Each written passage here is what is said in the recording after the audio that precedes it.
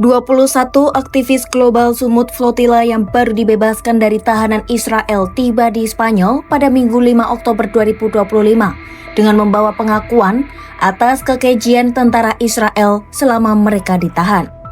Salah satu aktivis asal Belanda, Roos Ikema, mengungkapkan adanya perlakuan tidak manusiawi yang dialaminya saat ditahan pasukan Israel.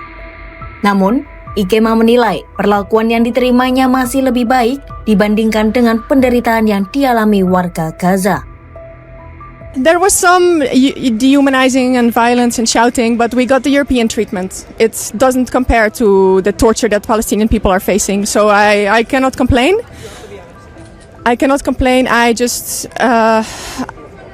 But still I cannot explain how relieved I am to be here.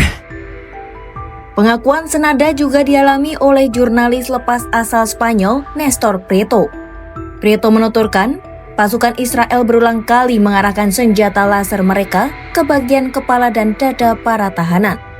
Selain itu, Prieto menyebut tentara Israel memberi tekanan dengan tidak memberi kesempatan untuk tidur bagi para aktivis yang ditahan.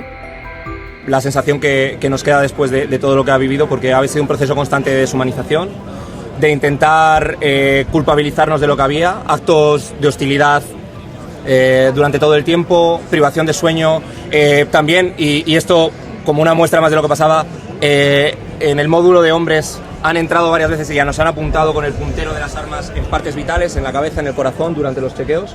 Entraban con las pistolas y nos apuntaban directamente en partes vitales, en la cabeza con los perros. Kesaksian mengejutkan lainnya juga diungkapkan oleh aktivis Flotilla asal Italia, Paolo De Montis. Paolo mengaku mendapat perlakuan brutal saat ditahan pasukan Israel. Ia menyamakan tindakan polisi, sipir penjara, dan tentara Israel dengan metode penyiksaan ala Nazi. Paolo menyebut, para aktivis dipaksa duduk di dalam kendaraan tertutup selama 5 jam dengan tangan terikat tali plastik dengan suhu yang berulang kali diganti dari panas menuju dingin dan sebaliknya. E purtroppo la polizia israeliana, la guardia carceraria israeliana e l'IDF, insomma, secondo me hanno dei metodi, secondo me, proprio nazisti, non oso definire in altra maniera.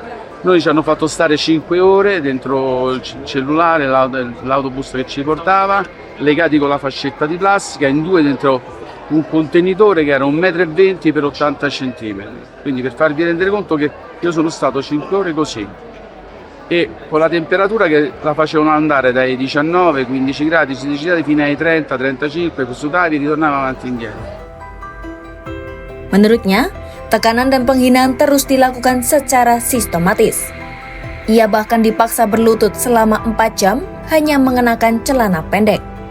Sementara para perempuan ditempatkan di ruangan sempit berisi 15 orang tanpa diberikan kebutuhan dasar. E un continuo stress, l'umiliazione, non gli dovevi guardare in faccia, sempre testa bassa, se lo facevi come è successo a me, è arrivato un tizio alto di 2 metri, mi ha preso una scollottolato, ho preso uno sganassone dietro la testa. Questi sono stati messi, ci hanno fatto stare 4 ore con le ginocchia per terra, io stavo in calzoncini corti tra parentesi, donne in una stanza da 4 in 15 donne, problemi con gli assorbenti che non gliel'hanno dati. Namun di sisi lain, Kementerian Luar Negeri Israel membantah tuduhan tersebut dan menyebutnya sebagai fitnah. Menteri Keamanan Nasional Israel, Itamar Ben-Gvir, justru menyatakan kebanggaannya atas perlakuan aparat di penjara Ketziot.